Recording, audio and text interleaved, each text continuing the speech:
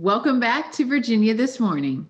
We know hurricane season ends on November 30th, but as we all know, natural disasters can happen anytime, anywhere, just like this week when Hurricane Sally hit the Gulf Coast. In this segment, Jessica talks with an expert on this very topic. Here's that conversation. Experts have already predicted an incredibly busy hurricane season.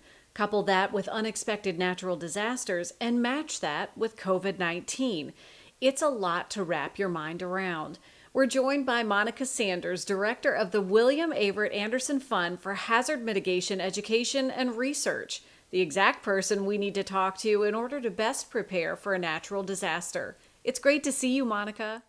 It's good to see you, Jessica. Thanks for having me on. Thank you for making time. You have such incredible insight to share as director of the William Averette Anderson Fund, a former American Red Cross senior legal advisor for international response and programs, a Hurricane Katrina survivor. You offer such incredible perspective on being prepared. Yeah, absolutely. I deal with these events all the time, but you can never be too prepared and you can't do too much too early. So, one of the things that we need to observe during this pandemic is whether you're sheltering in place or you're evacuating, keep your pandemic protocol, the face mask, the hand sanitizer, the bleach and water disinfecting solution, but also really keeping up with local news and radio and having your go kit is so important right now because you need to be prepared for anything on that list of events that you mentioned earlier. Would you say it's incredibly important to be prepared for the unexpected, but would you say more so now than ever? Yeah, absolutely. Because unfortunately, just because we're in a pandemic and we're having a lot of other, political and social issues going on, Mother Nature is unconcerned with that. So we're still going to have hurricanes and wildfires and flooding.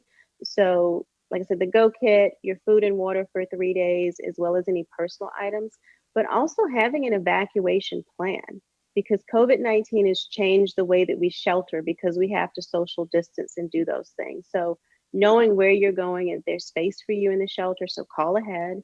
Know how you're going because in the DMV area around Virginia where we are, that flooding can make roads impassable pretty quickly. So know how you're going to go and know who you're going with. Stay with your family and your social circle so that you're not putting yourself at risk of contracting COVID-19. So it's a big list, but it's a list that we have to have right now. Monica, we see the lists of suggested things to put in a disaster preparedness kit, but is there a list of things that rises above and beyond and that you feel maybe is most important to make sure that you have these things in your kit? Yes, absolutely. So the top things that I have in my kit now are extra masks because it's easy when you're stressed out, and we're all stressed out now to leave something like that at home, as well as extra hand sanitizer and disinfectants. Also, a battery pack for your phone. Like in addition to taking your charger, make sure that you have that backup power for your phone because again, we're all used to receiving information that way. So when the phone goes out, we're left stranded. So make sure that you have that. And cash on hand, we tend to forget that when the power goes out, no more ATMs and Apple Pay. So I make sure that I have my COVID kit ready to go, phone, and then I have cash and a full tank of gas, in addition to the things that we traditionally put in a disaster kit.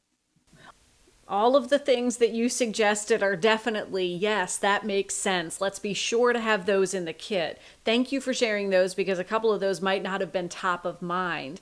You mentioned having an evacuation plan. In times like these, should you plan out maybe more than one option for your evacuation plan? Yes, absolutely. Because in your plan and the where you want to go, it could be going to relatives. So that's one thing, if someone has room for you. Again, sheltering, call ahead to make sure they have space for you. And if you have a pet, make sure they have space for your pet. Or you may have to go to a hotel. And so you're going to want to make sure that you call ahead for those hotel rooms. So the where you're going to go in your evacuation plan is important. And making sure that you're ready to disinfect those surfaces and common areas. And the other thing that I'm saying, again, is who you're going to go with. A lot of us are with our families during this time, but some people may not be with their families and they have a social bubble. Go with people who are following the same protocols as you are. Now's not the time to be expanding your social circle. So know who you're going to go and where you're going to go. It is incredibly important to consider that your pod, if you will. In the meantime, with the time that we have left, what would you say is most important to bring along if you have to leave home? If you must leave home, cash, phone, mask, sanitizer, and some kind of water, because a lot of us are still experiencing heat. So if I have to choose between being hydrated and eating, I'll choose hydration over that. So that's my top 5 that I take with me. Definitely important items to consider. Thank you, Monica, so much for making time to talk with us. Absolutely. Thank you. I'm glad we were able to do this. Great insights, so you're able to plan ahead and stay safe. We'll be sure to share a link later today on WTVR.com/VTM. You know, Andreas, it's interesting as I was watching that, I went back to a couple of things that we've been through. The first was Isabel. And at our house in Chesterfield at that time, we went 17 days without power. And we had a generator, but she said gasoline and cash because ATMs won't work without electricity, so you can't get to those.